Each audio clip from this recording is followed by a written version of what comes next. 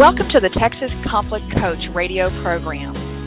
If you have ever experienced or engaged in destructive or unresolved conflict, then you know it leads to broken relationships, distrust, and damaging results. Our program will help you manage and resolve conflict effectively with strategies, valuable resources, and support. I am your host, Patty Porter. My guest hosts, Dina Zametta and Stephen Kotev, along with our guest experts, will share our experiences, raise your awareness, and give you food for thought. We will share with you problem-solving strategies no matter what your situation is. At work, with neighbors or friends, family, and as partners. Tune in or join in the conversation every Tuesday evening.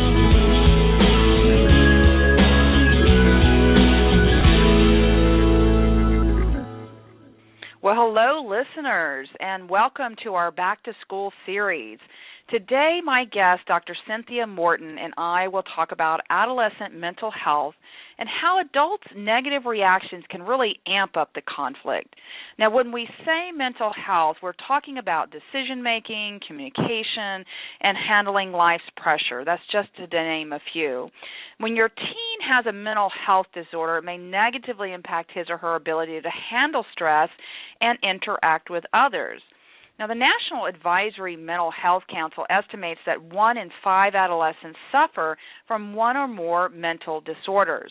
Now, although mental illness can be mistaken as normal adolescent development, there are signs and symptoms that you as a parent, or maybe you're a teacher listening in, or any adult can recognize. And so recognizing these hidden mental health signs early can be important in preventing teen substance abuse, family conflicts, school violence, or even teen suicide. So who do I have with me again? It's Dr. Cynthia Morton.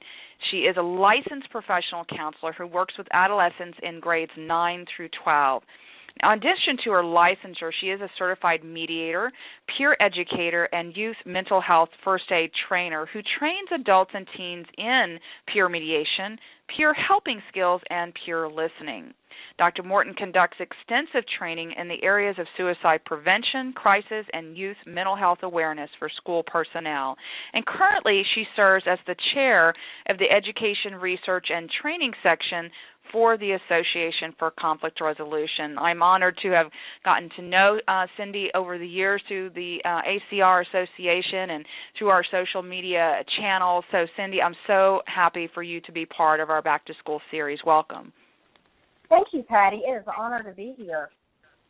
Well, you know, we've been following each other for a while through social media, and then we finally got to meet in person. I think it was last year, a couple of years ago, at one of the annual Association for Conflict Resolution. We're such huge advocates about education and awareness, and so, you know, we have so much in common in that regards. And so you have so much to share in your own expertise in the way that you help children and parents and teachers, et cetera, in the school arena. But let's start with getting the listener to know you a little bit. Why did you decide to get into counseling and conflict management in the first place? Well, Patty, I wish I had this really exciting story of how I was inspired by some incredible event. But really, it was just a process. Before I pursued an advanced degree in counseling, I really was a high school teacher. And some days I would notice that kids would stay after class or come see me during lunch just to talk. Sometimes they would talk about academic issues. But, you know, I noticed mainly that they wanted to talk about personal issues. And you know what I think happened? I think word got around that I really was someone safe for them to talk to, and then more and more students would come to my room. And Patty, what was funny is that at one point I became so overwhelmed with students that I had to go to the school counselor and ask, what do we do with all the kids?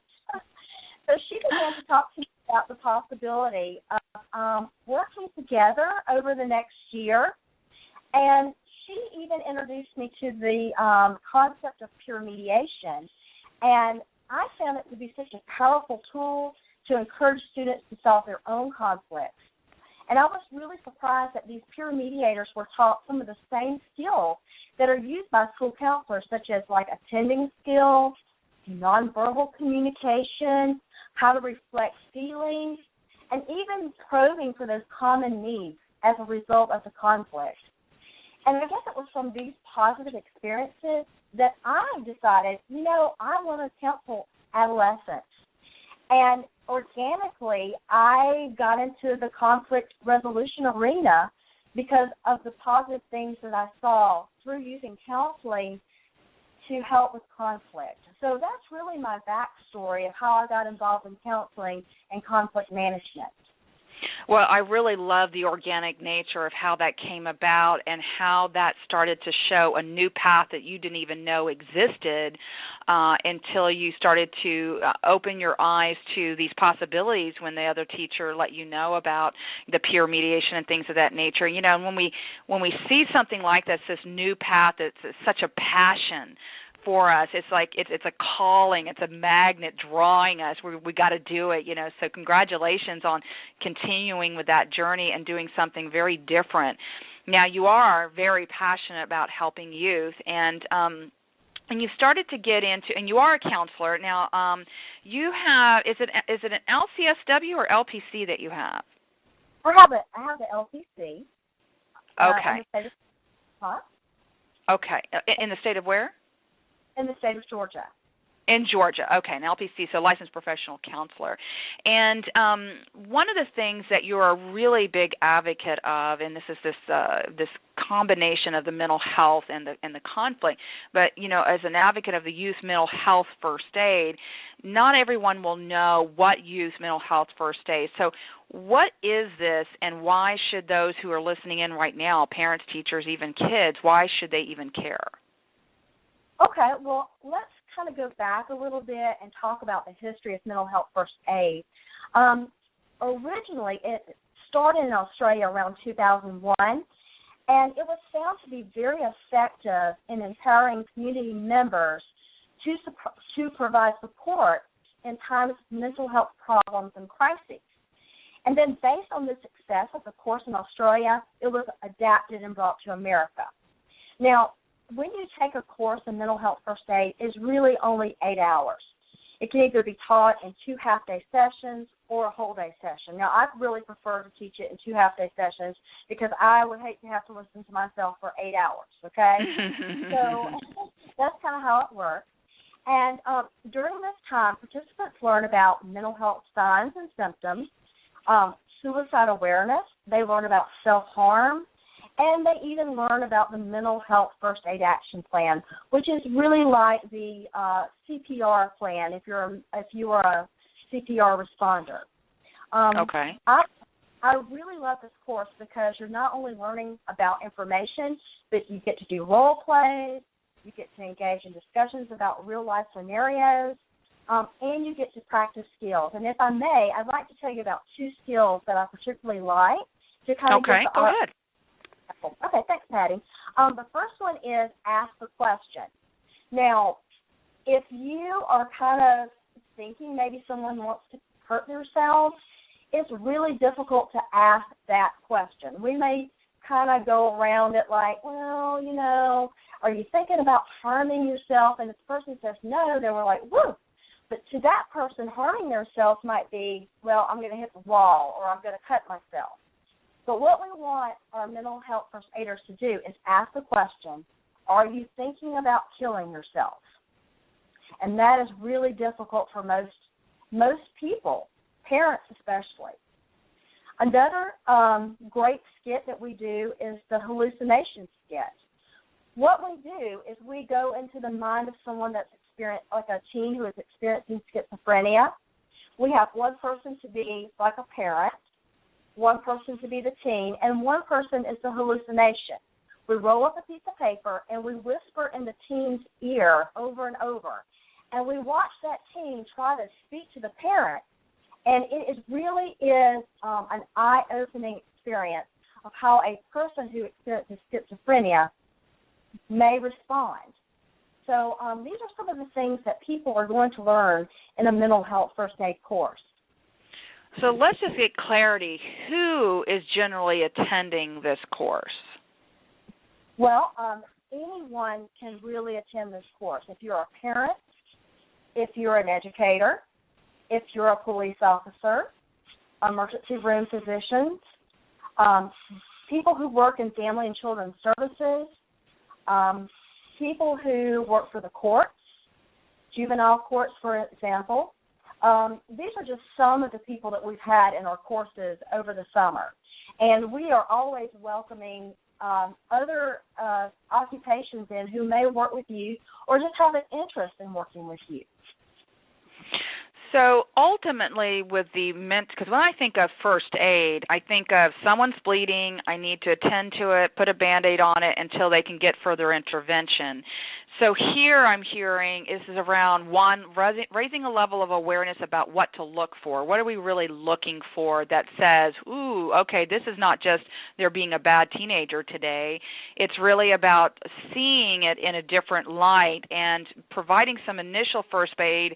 And there's a number of skills, like you said, attending, listening, asking questions, and getting a sense and an understanding of what it might be like to have a mental disorder like in this hallucination skit. But the idea is to educate them on how to intervene initially, but they're not intervening, like they're not providing counseling, but they're providing that initial intervention and awareness. That's a great way to put it, Patty, because we're not diagnosing. We're just really coming to their aid, letting them know I'm here to help, and then I'm going to help you find a resource, a referral. I'm going to go with you. So you really hit the nail on the head there, Patty. So let me ask you this then, because when you bring up the hallucination skit and schizophrenia, I could see some listeners like freaking out right now because they're like, oh my God, we're supposed to treat someone with schizophrenia. What is, because that can be scary because, we watch, One Who Flew Over the Cuckoo's Nest, and all those kind of movies that have all these stereotypes. So mental health first aid covers what type of mental health disorders? Well, although there are many different types of mental health disorders in adolescents, we only can cover the most commonly encountered mental health challenges in youth. And here they are. There are mood disorders like depression and anxiety, eating disorders, bipolar depression, imagine that, in youth, substance abuse, and even psychosis. And psychosis, like your schizophrenia, comes from traumatic events that teens experience, whether either small traumatic events over time or huge traumatic events like Katrina or earthquakes or, family violence. So whether we know it or not, we have teens who are walking around with these major undiagnosed mental health disorders, and we don't know until we really uncover what's going on, or we take that time to learn about signs and symptoms. So the depression, of course, is linked to the suicide, and the psychosis, let me just ask you, is that also linked to the post-traumatic stress disorder, especially if they're having some kind of traumatic event? Are you also covering some element of that? We are. Now, we're not covering a lot because it's only an 8-hour course, but we are going over it so that the people don't feel so afraid. And you're right, Patty, there's such a stigma with psychosis and with schizophrenia. But many of these teens are still functioning in society. And if we can get them help, and the quicker we can get them help, the more they are able to recover and lead normal lives. Okay. So part of it is not being, this course is about, being an advocate for the mental health first aid is about, one, not being afraid of what they're seeing or even naming it. Like when you ask the question, are you thinking about killing yourself, which is a scary question, and yet it can be very disarming, I would imagine, if they ask that curious question of the team. And being basically as an adult, not being afraid, especially for parents or even teachers. When you're talking emergency room and police officers, they're used to doing, real-time crisis kinds of things. But some of this can be scary, and it sounds like this really, raises that level of awareness and educate to take some of that fear factor away for them so that they really can provide that first aid in a very constructive way. Definitely. I say that. Okay, so let's look at one other question, and then I'll let listeners know we'll be at our halfway point. And so you mentioned a lot of the mood disorders, anxiety disorders, panic attacks, things like that, and youth do, normally. I remember a teenager, and I had a lot of anxiety about all kinds of things. The high level of anxiety can cause most people, and especially adolescents, to be very reactive and take what might look like very irrational actions or decisions, and even display very explosive behaviors. And of course, that always leads to some type of escalated conflict, whether it's another teenager or the parent or the teacher or whatever. So let's look from the youth perspective. Why do you think they act this way when they're experiencing anxiety? Well, that's a great question. I think we kind of touched on it earlier that one of the most prevalent disorders in youth today is anxiety. And although we all get anxiety, and Patty, I have to tell you, I was very nervous before getting on your show, but you've made me feel so much better. Thank you. We're able to push through those thoughts and resume our activities. Now, someone with an anxiety disorder, they often lack the awareness or the ability to cope with these pervasive thoughts. So it really can interfere with their normal functions, their family life, their social life. In fact, some of these psychological effects of anxiety can be irritability, anger, and just feeling on the edge. So these psychological effects may lead to avoidance of certain situations, distress, and the use of substances. Patty, think of it this way. If you see a hurt animal on the side of the road and you try to help it, what do you think usually happens? Usually they bite. Yes, you're right. And or attack in some heck, even though that's not their, I don't think that's what they're intending, but they're so scared and hurting and pain.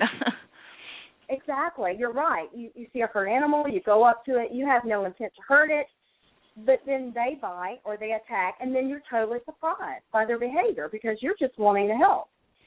Now, the animal really doesn't understand that you're wanting to help because all it can sense is fear. The primal instinct of the animal is often to fight. This same concept goes for teens who are in distress. Even though we as adults, parents, teachers, police officers are trying to help, they often act out of fear and go into fight mode. And when this happens, Patty, we're taken off guard and it's on. So I would have to say, because most adults are unaware of the signs and symptoms of mental illness, like anxiety, we often misinterpret mental health symptoms as, hormonal or antisocial. And, do we have a minute? I can give you a brief scenario. Yes, well, let's do that in just a second. Let me just let listeners know that you are tuned in to the Texas Conflict Coach radio program, and we do invite you to follow us on Blog Talk Radio. And Cindy Morton, she goes by, it's Dr. Cynthia Morton, but we go by Cindy on the conversation here, and she's talking with us about adult mental health and strategies for addressing some of these explosive, challenging behaviors. And one of the things I wanted to clarify before you give the example, because I think an example would be very specific, anxiety is normal. So I want to make sure listeners understand that normal anxiety is normal to have. It motivates some of us. It's normal to have. What you're talking about are anxiety disorders, where it really, like you said, you underscored the pervasive thoughts that really get in the way and interfere with just normal functioning, and so it causes this distress and leads them to take these irrational. So there's a distinction between just the normal anxiety that we all experience, which is very normal, but we're talking on another level, and so I just wanted to clarify that. Is there anything more you wanted to say about that? No, okay, you're right. If it impacts your daily function where you can't live, laugh, and love, then there's a problem. So okay. So let's talk about your example. Okay. Well, as you know, thinking about myself, I don't know if you were like this, Patty, but when I was growing up in high school, I was the oldest, and so I was really stressed out about my grades all the time. And so I had the belief that if I was not perfect, then people were going to like me, or that, I was not a good child. And so these beliefs kind of caused anxiety. Now, I was able to work through that. That's awesome. But take the child that all they hear, the message they hear from everyone, from society, is you have to be almost perfect, okay? Mm-hmm. And so you have this kid, and she gets a B, okay? And to the parents, they might be, well, we can get one B, and the student maybe will go to the parent and say something like this: well, you don't care that my life may be ruined because I won't be able to get into college. If I can't have a 4.0 average this semester, I might as well be dead. Now, to the parent, that might be like, well, now aren't you going a little overboard? Mm-hmm. But to the teen, it is real. It is almost a life and death situation. So this is the type of anxiety we're talking about. Just over the top, can't ever get my mind off of it, where it impacts your functioning. So this goes to the point of, what is it you're wanting parents and teachers, people who are doing the mental first aid, and just listening to this show, what are some other concrete behavioral examples that when they see it, that should light up a red flag for them that says, okay, this is something more than? Is there any other specific behavioral examples, signs and symptoms? Absolutely. In fact, I'm going to make a small list for some of our listeners. Let's talk about psychological signs. Excessive worrying to the point where you can never shut off your brain. You talk about it all the time. Difficulty handling uncertainty. For instance, change of routine, you get off, you just explode. They can't stand indecisiveness.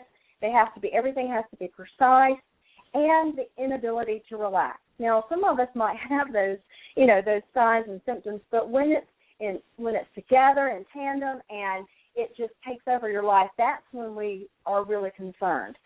Some physical signs, this might be where you really can see it, in front of your face. The restlessness, the fatigue, the sleeplessness, the stomach aches, which is in smaller, in younger kids. We see a lot of that in school, and some parents may see that as well before they go to school or before they take a test, to the point that they get physically ill. And, of course, irritability, to the point where, you can't even be around them anymore. And then one more set of signs that I think our listeners might be interested in is your behavioral signs, like aggression, social withdrawal, things that they used to enjoy doing, they just don't do anymore. And even tantrums can be a sign of anxiety. So I want to add something from Dr. Nancy Rappaport, who is a Harvard Medical School professor, and she specializes in mental health care in school settings. She sees really anxiety as the most destructive behavioral challenge in school today, which I thought was just an aha moment for me. And also, she says it's one of those disorders that masquerades itself into thinking that someone is antisocial or thinking that someone is just aggressive. So it is one of those disorders that is really hard to pinpoint unless you know what you're looking for. So this is what's coming up for me, in that a lot of what we that you listed, great, very concrete things to look for, physical, behavioral, psychological. But what's coming up for me is those who have that anxiety about being perfect and things of that nature that are real silent. Right. So are there those that are exhibiting mental health from this extreme anxiety where they're not demonstrating aggression, but they instead are shutting down? So there's that social withdrawal, but there are other things that could be a silent, it could be a silent killer, but could be taken the wrong way. And so is that something y'all address in your course? Absolutely. In fact, we do a lot of scenarios and different scenarios where we may have a student or a child who experiences that withdrawal. And we go through the scenario about how would you address that? What symptoms did you miss or what symptoms did you see? So we actually do a lot of role playing because I think doing it is better than just talking about it. Yes. So they can really identify that. Okay, Absolutely. so that's good that you address both levels. So, I want to make sure listeners understand that there's a number. So it says not just anxiety equals, aggression. Could be anxiety equals, a silent approach or passive-aggressive approach or some other approach that they need to be looking for, which is, how critical it is, and of course that you've just described to help parents and teachers and all these other staff. Now, when we're talking about, at the beginning of the program, we talked about adults' negative reactions, how our reactions, kind of like the example of, you run across the animal that's hurt, and with your intention to go and help, and all of a sudden it bites or attacks you, and it takes you off guard. And so you were using that analogy in the terms of, you're not expecting this child who's experiencing this great distress and anxiety to react the way that they do. And so, of course, we're taken off guard, and adults tend to then negatively react to these behaviors. So why do you, if there's that, first aid and that awareness and education, I guess the question would be is, if you're someone who's in the school system, you're used to being around youth and children, you're a parent, you're a teacher, you're an administrator, you're a school police officer, and even the cafeteria lady, right? Because we get to be friends with the cafeteria lady. How do those people who work in that environment every day, how do they tend to react to these types of behaviors? Well, I would love to say that we all act positively, but it doesn't happen that way, Patty. Our poor little lunch ladies, they get the brunt of the aggression, and so they kind of get aggressive back. And so you see a lot of that, playing back and forth off of each other until someone has to come in and intervene. And by that time, it really gets out of hand. So, Patty, unfortunately, adults, we model some inappropriate behaviors. But, I think just like children, adults, I see this all the time because I do a lot of conflict coaching, and we as adults, if we feel like we're being attacked unexpectedly, our brain goes to the place of, the fight or flight response, right? We've been attacked, we've been threatened in somehow, whether it was a physical threat or just, someone called us a name, or it doesn't matter what our brain perceived as a threat, there's that tendency to not model, to go into that fight mode, the tendency to do that. What are other issues that would be a threat to an adult in a school system that would be considered a threat to that adult when a child is acting that way from their distress? Well, I can tell you when let me give you an example as a school counselor. School counselors are supposed to be nice and kind and loving. I had a student who I asked to move out of the hall one day, and she was the dog that was injured on the side of the road. I'm just asking her nicely to move, and she told me some things that were not very nice, and so I reacted, and our voices escalated, and so she and I got into an argument right in the middle of the hall.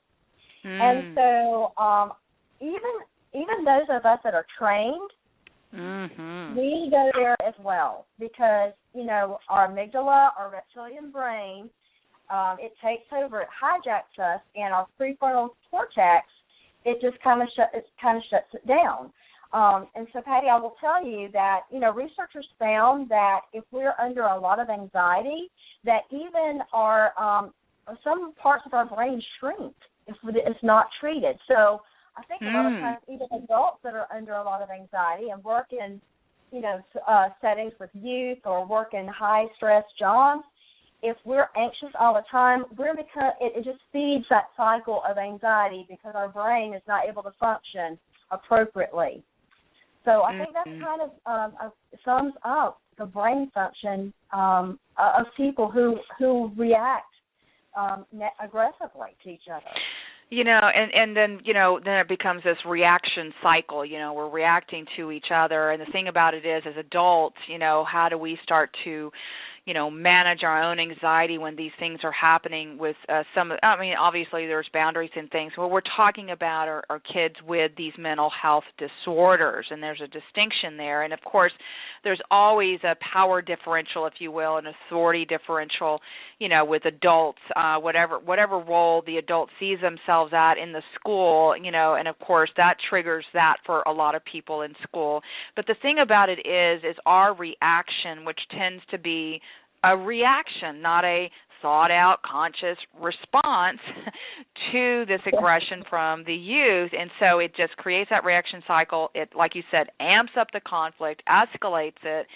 And so what then are what are some strategies, if people were to take this youth mental health first aid, what are some strategies that they learn to help not amp up the conflict, but also to provide this kind of initial intervention as well? Yeah, and that's why I love youth mental health first aid, because not only can you use it with youth, you can use it with adults. Okay, so let's say you're in a confrontation, or there's some crisis. It doesn't have to be life, altering crisis, but it's a crisis. And so here are some things that someone could actually use to help de-escalate situations. And one of the things that we learn and we practice is to use a calming, slow tone of voice. Because when your voice escalates or you raise your voice, what happens to the other person? They do the same thing, right? Right. So and it goes back and forth. Goes back and forth, like you talked about. Another thing we learn is don't threaten or argue. I mean, really, if someone has a mental health challenge, or they're not thinking, you're not logically going to be able to talk them into, well, that's wrong, you shouldn't do this. They're not listening to that. And you can use positive words like, okay, let's stay calm, you're going to get through this. Letting that person know that you're with them, allowing them to vent, as long as they're not hurting anyone else. I always say don't restrict their movement. Let them move around, because that helps get some of that energy out. And also avoid making abrupt movements, because you don't want them to think that you're threatening them by physically moving in some type of abrupt way toward them. Also consider taking a break in the conversation. I normally, if a student is really he's energetic and really talking and excited, I sometimes just let them, before we can even have a conversation, let them kind of have some time to themselves. I think sometimes as adults we don't allow kids to do that. I think we just jump in there. We're trying to control it. We're trying to control it. I assume that's what they're trying to do. I assume also. And so, you can't always be in control of things. And so I think sometimes you have to give the kid a break. And here's another thing I think you can do that will let a kid know that you're with them, is that if they're in a crisis, go with them to get help. Say, I'm in this with you, I will go with you. Go with them to, the counselor's office or you're at school. If you're a parent, we'll go together to see the doctor, or we'll, we're going to do this. We'll go see our youth pastor. Let them know that you're in it with them. And these are just, 7 small things that you can do to de-escalate a crisis. Not anything, that we can't do. What comes up for me when you were talking about, letting them know you're in it with them, you're not against them, you're trying to de-escalate that energy that is coming up for them. And I, long ago as a kid, we used to go fishing and crabbing and all those kinds of things, and a lot of times I'll say, don't take the bait. Because if they're throwing out bait to you and you grab it like a fish, now you're on the hook and you're wiggling away, it's just like, don't take that bait. Don't threaten, don't argue with them and allow that venting, but also don't take the bait where now you're on the hook and now you're arguing, fighting. It's hard to get off the line. And so a lot of times I'll say, don't take the bait because you're trying to de-escalate it, not escalate it and amp it up. So those are exceptional, and very simple strategies, really. They're nothing complex about them. It's about being aware of your own emotions so that when that happens in the moment, when you're taken off guard, because they're not going to warn you, it's like, oh, by the way, I'm going to, have an anxiety attack or be aggressive now. It's going to come aware. So part of it is practicing, I would imagine, some of these strategies so that when it happens unexpectedly, they're ready. Whichever adult is dealing with that. Anything else in terms as we start to move toward closing? Anything else that you would like me to ask you that I haven't asked you yet that you would like to share at this point? Well, I really would like for people to know that there are more mental health first aids than just youth. There's actually a senior mental health first aid, one for rural areas, one for higher education, which you might want to take back to your colleagues, Patty, because I thought that was really interesting. Veterans. And they're always expanding their mental health first aid curriculums. So I really want people to know, well, if they're like, well, I don't really work with youth, or, are there other types of mental health first aid? Yes, there are. There are a lot. Well, I'm glad you said that, because our Back to School series covers all age levels in terms of secondary and higher education, because you've got those students who are leaving home for the first time. They're on their own as roommates, possibly living in a dorm or a shared apartment. So we have that group of young adults who are, just going into high school, and that's a real, I would imagine that would show up a lot in the higher education and universities and stuff. So I'm glad that you said this is not just limited to, young ages. Absolutely, Patty. Okay, so we, in closing, our listeners have known us for 6 years now that we always give an assignment for the week, your call to action or some homework. So what do you have for them to take the next step on? Great. Well, I'm an old teacher, so I love to give homework. So here it is. So, if you, as a listener, can go to your Google search engine or YouTube, there is actually a video by the First Lady addressing the importance of mental health first aid. So, if you'll just type in your browser, First Lady's address on mental health first aid. It's about a 14-minute video, and I think it's really a great video that talks about this call of action of getting more first aiders out there in the United States. It's wonderful to have that level of awareness and that level of support at that, from the First Lady. Because that speaks volumes in terms of the support of mental health and how important it is to address it without all the stigma that a lot of people usually encounter. All right, so you have your homework, listeners. Now, first of all, where can people contact or find you specifically? So that's the first question. Okay. Well, I will let you know that I'm like you, Patty. I have a pretty big presence on social media. I'm on Twitter, and I think it's C_Morton that you can find me.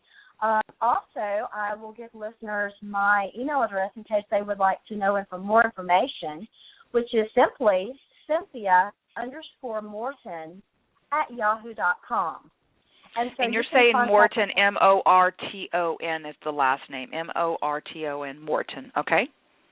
Thank you, Patty. And so, so you can find me on social media, and feel free to email me. So it's C_Morton for Twitter, and then say your email one more time, please. Yes, it's Cynthia_Morton, Morton @yahoo.com.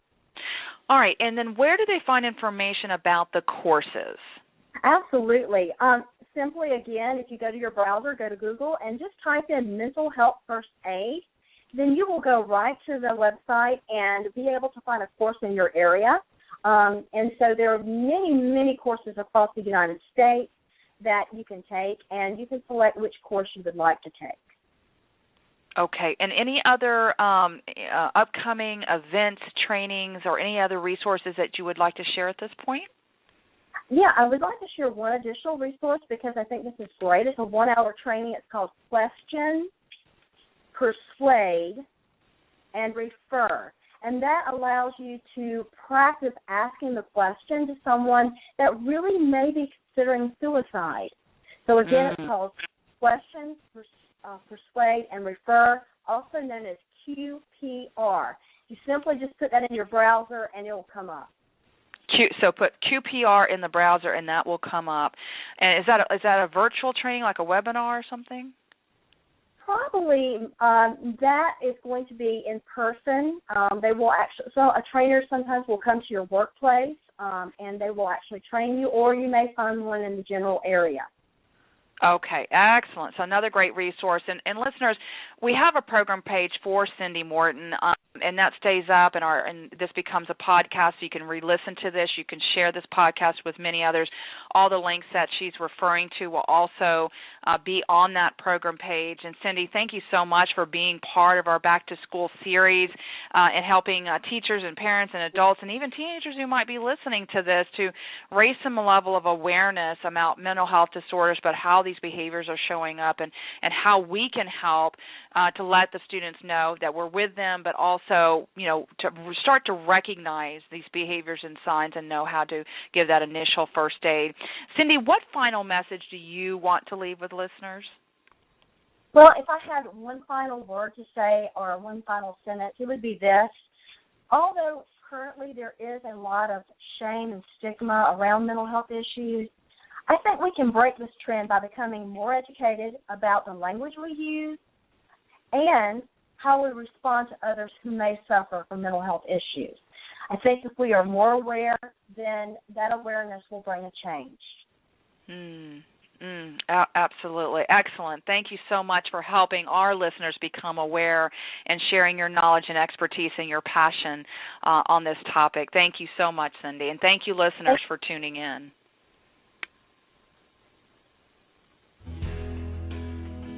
Thank you for listening to the Texas Conflict Coach. We hope you enjoyed the program. You can find all of our podcasts archived to listen at your convenience at texasconflictcoach.com or download the podcast at iTunes or Stitcher Radio. You can also become a Facebook fan of Conflict Connection or Twitter me at TX Conflict Coach.